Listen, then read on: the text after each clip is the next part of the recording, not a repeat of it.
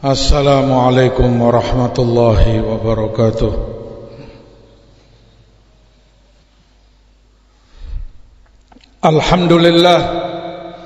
Alhamdulillahi hamdan katsiran tayyiban mubarakan fi mubarakan alaihi kama yuhibbu rabbuna wa yarda.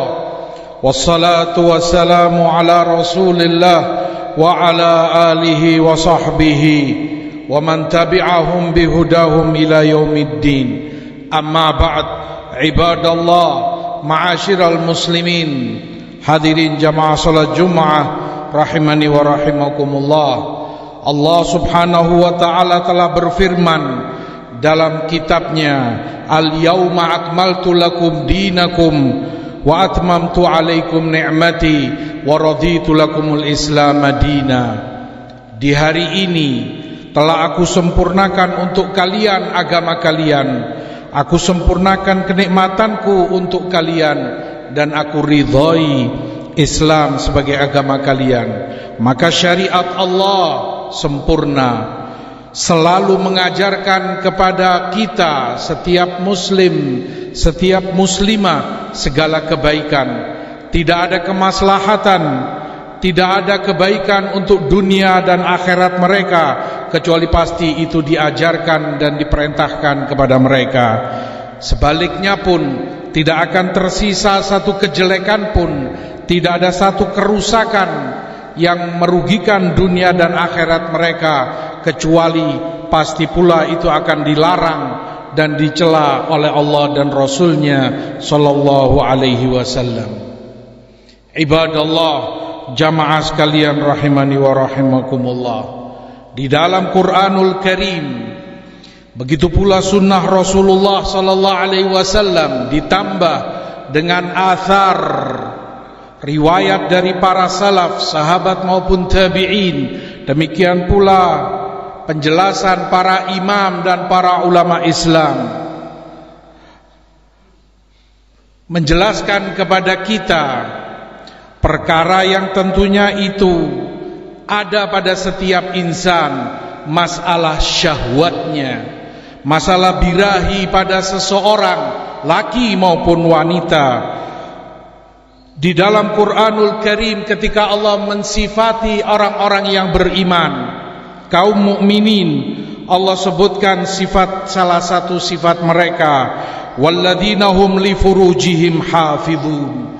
Mereka itu selalu menjaga farjinya, menjaga kehormatannya dari yang haram, dari yang tidak dibolehkan oleh Allah subhanahu wa ta'ala.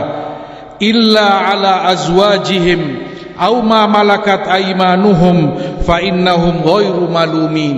Kecuali ketika syahwat itu mereka tuangkan kepada istrinya atau itu kepada budak wanitanya, maka mereka tidak tercela melampiaskan syahwatnya ketika itu kepada istri atau budak wanitanya. Lalu Allah katakan, faman ibtagha wara'a dzalika faulaika humul adun.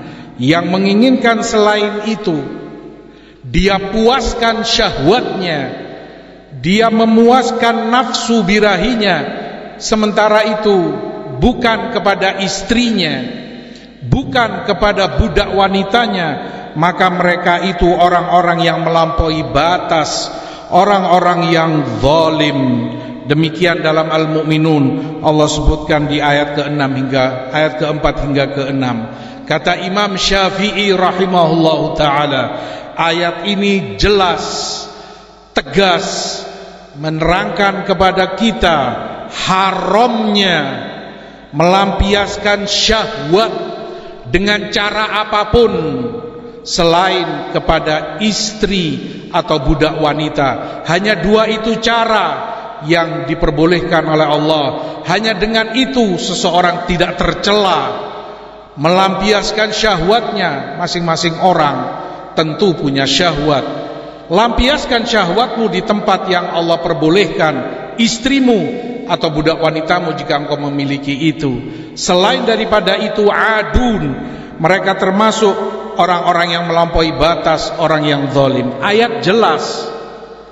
ketika Allah perkecualikan itu, illa, kecuali kepada istri atau budak wanitanya. Selain itu, dia ingin memuaskan syahwatnya, entah cara apapun yang dia perbuat, dia termasuk orang-orang yang adun, melampaui batas, udwan, dia telah berbuat kezaliman yang itu diharamkan oleh Allah Subhanahu wa ta'ala. Demikian pula di dalam Quran, di surat Al-Baqarah, Allah menyebutkan, nisa'ukum harthul lakum fa'tu harthakum anna syi'tum. Istri kalian adalah lahan bagi kalian, tempat kalian bercocok tanam untuk punya anak keturunan. Istri kalian adalah harth.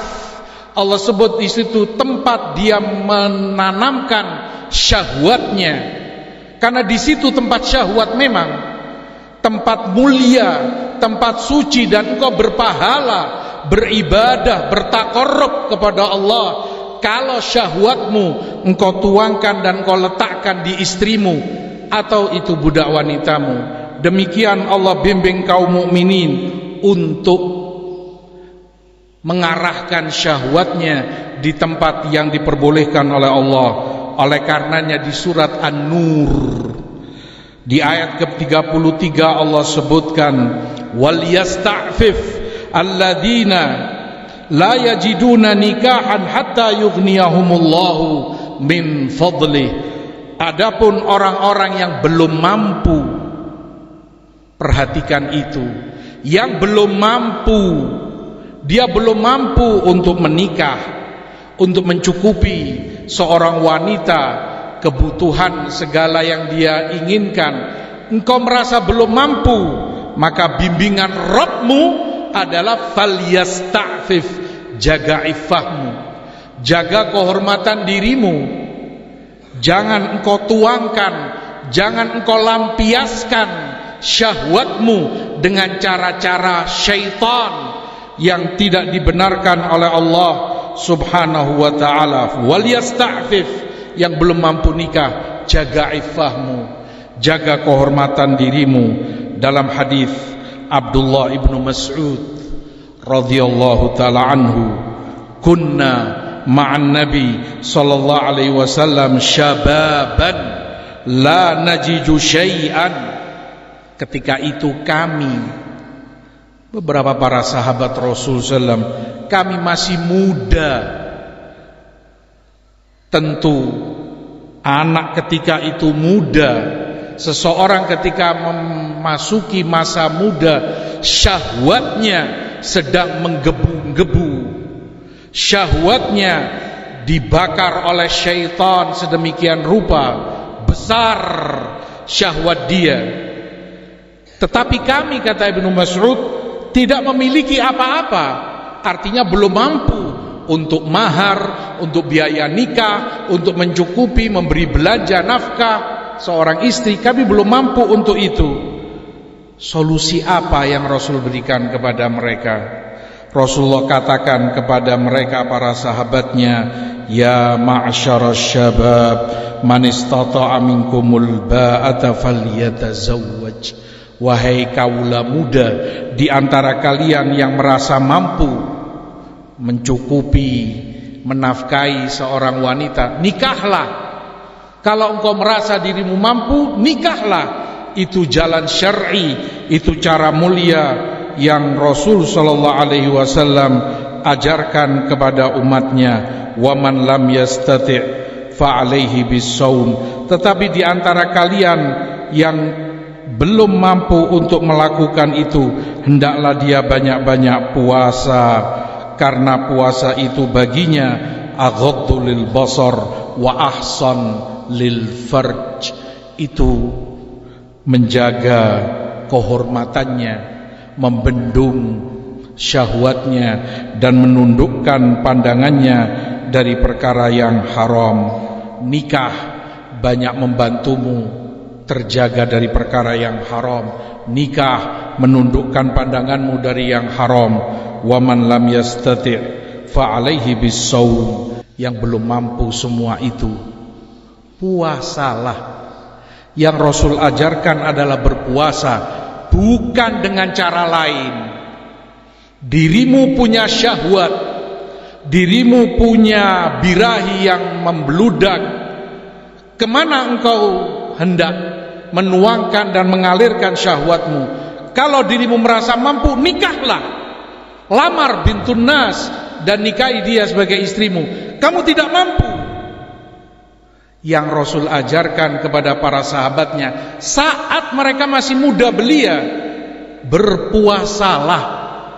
Itu yang banyak membendung syahwatmu, dorongan syaitan untuk membakar nafsu birahimu. Berpuasalah, perbanyak puasa oleh dirimu. Nikah atau jika tidak, puasa. Tidak ada alternatif lain yang Rasul ajarkan.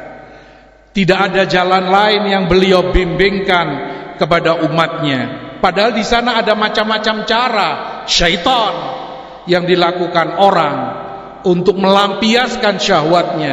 Dengan itu dia merasa puas, syahwatnya keluar dengan cara syaitan, bukan dengan cara Rasulnya. Yang Rasulnya ajarkan nikah. Belum mampu, belum bisa, belum waktunya, puasalah. Itu yang Rasulullah SAW ajarkan kepada umatnya. Ma'asyiral muslimin rahimani wa rahimakumullah. Demikian pula yang disebutkan oleh Abdullah ibni Umar radhiyallahu ta'ala anhu dalam Musannaf, saat beliau ditanya tentang seseorang yang mengeluarkan syahwatnya dengan dirinya sendiri. Dia memiliki syahwat sedang menggebu-gebu dan dia keluarkan syahwatnya dengan cara dia sendiri, entah dengan tangannya atau yang lain. Maka kata Ibnu Umar radhiyallahu ta'ala anhu, dzalikal fa'il binafsihi, itu pelaku zina dengan tangannya sendiri. Dia melakukan zina, maksiat, walaupun hanya sekedar dengan dirinya sendiri yang melakukan. Perbuatan yang dicela, perbuatan yang sangat jelek. Kata Imam Ibnul Arabi rahimahullahu ta'ala, oleh karenanya hampir seluruh para ulama Islam mengharamkan segala macam cara untuk memuaskan nafsu birahi, mengeluarkan syahwatmu. Sementara itu bukan nikah, bukan dengan istri, bukan pula dengan budak wanita. Dan itu agama yang layak untuk kita yakini bahwa itulah agama Allah subhanahu wa ta'ala. Ibnul Arabi pula menyatakan, perbuatan mengeluarkan syahwat dengan cara dia sendiri, bukan dengan nikah, bukan dengan istri, bukan dengan budak wanita. Orang yang rendah pun kalau saja dia melakukan itu terhina baginya, terlebih orang yang mulia yang melakukan, terlebih itu orang yang mengerti sedikit banyaknya ilmu syariat telah dia pelajari, terlebih dia adalah talibul ilm, penuntut ilmu. Betapa rendahnya, betapa hinanya perbuatan yang tidak patut untuk dia lakukan. Aqulu ma sami'tum wastaghfirullah innahu huwal ghafurur rahim.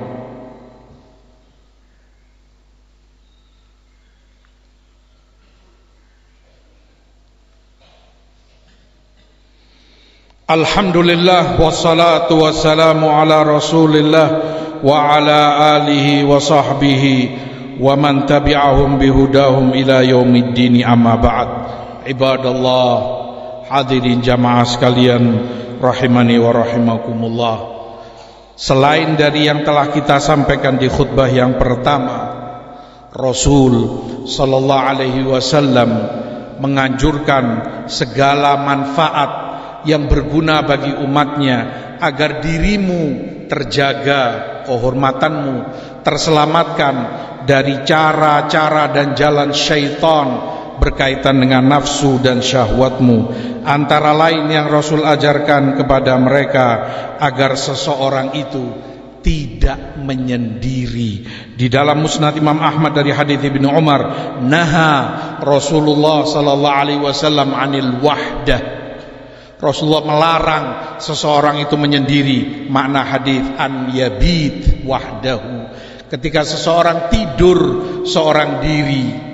Karena ketika seseorang menyendiri, tidak ada orang lain yang melihatnya, syaitan dengan leluasa membisikkan kepadanya, lakukan ini, lakukan itu, toh tidak ada yang melihatmu. Maka jangan kau menyendiri.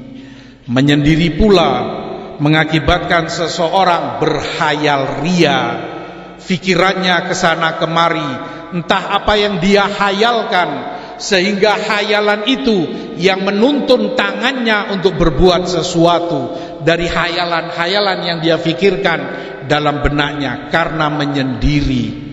Dan seperti itu yang dilakukan oleh masakin, orang-orang yang miskin, yang kasihan. Dia menyendiri, bahkan di tempat najis, di tempat syaitan berada, hammamat akramakumullah, dan di situ dia melakukan perbuatan haram, menyendiri. Rasulullah melarang umatnya untuk menyendiri. Perkara yang kedua, beliau pula di dalam Musnad Ahmad dan Abu Dawud dari hadis Takhfah ibnu Qais radhiyallahu taala anhu, naha an doj'ati ahlin nar.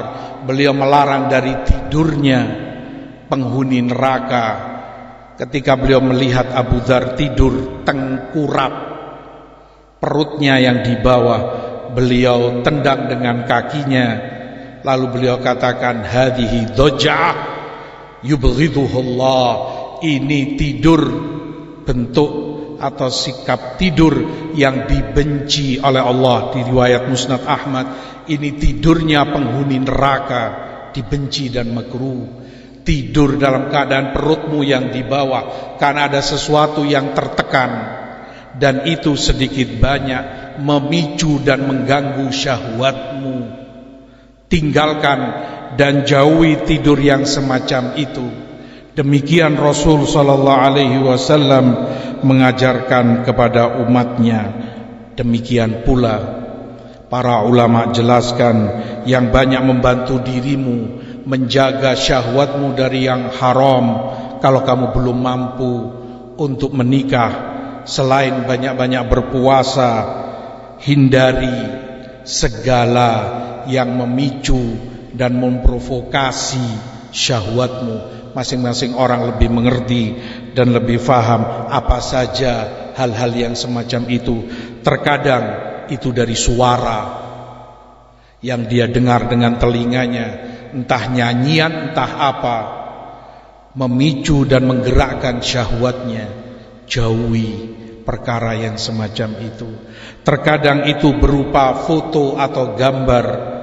Ketika dia lihat dan terus menerus dia lihat, itu akan memicu syahwatnya. Lebih dahsyat dari itu ketika itu adalah film atau semisalnya. Orang yang bijak, yang bisa mengobati dirinya sendiri.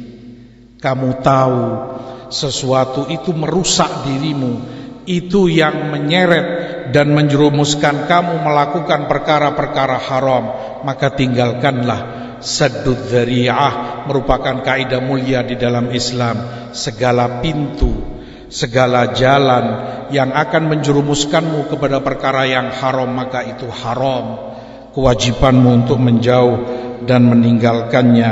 Tentunya perkara tersebut, ketika syahwat dituangkan bukan pada tempatnya, ketika seseorang memuaskan nafsu birahinya bukan dengan cara yang Allah ajarkan, bukan dengan cara yang disyariatkan, tidak akan kemaslahatan yang dia dapati, tidak akan kebaikan dan manfaat yang dia peroleh.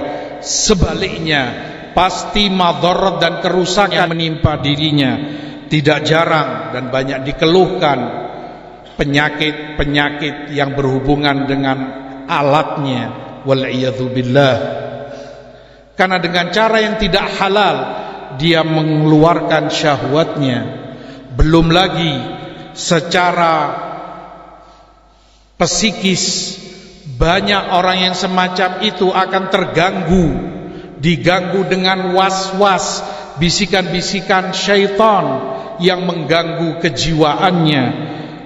Selain daripada itu, jiwanya akan terasa tertekan, dadanya terasa sempit, padahal yang diinginkan kebahagiaan.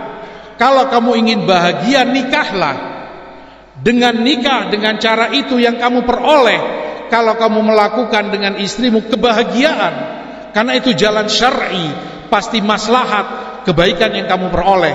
Tapi kalau itu bukan jalan yang diberikan oleh Allah dan Rasulnya, bukannya kebahagiaan, dadamu malah sempit, jiwamu malah tertekan, kamu akan sumpek. Tidak heran kemudian tidak jarang dari mereka malas. Tidak heran tidak jarang dari mereka kemudian futur, malas dalam ibadahnya, malas dalam sholat 5 waktunya, malas mengikuti pelajarannya, malas dalam murajaahnya. Bagaimana tidak malas? Jiwanya tertekan, jiwanya dikuasai oleh syaitan. Apa yang engkau lakukan saat engkau sendirian?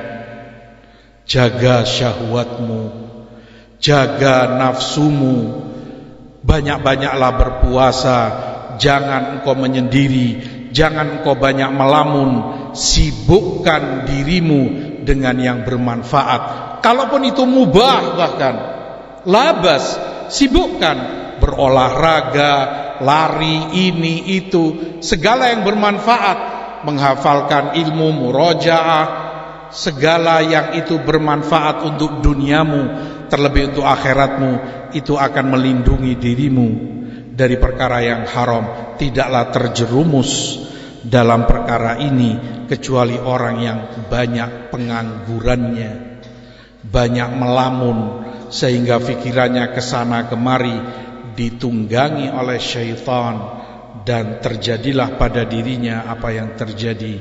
Mudah-mudahan Allah melindungi kita semua dari segala murkanya dan membimbing kita kepada keridhaannya. Amin ya rabbal alamin. Subhana rabbika rabbil izzati amma yasifun wa salamun alal mursalin walhamdulillah rabbil alamin. Aqimissalah.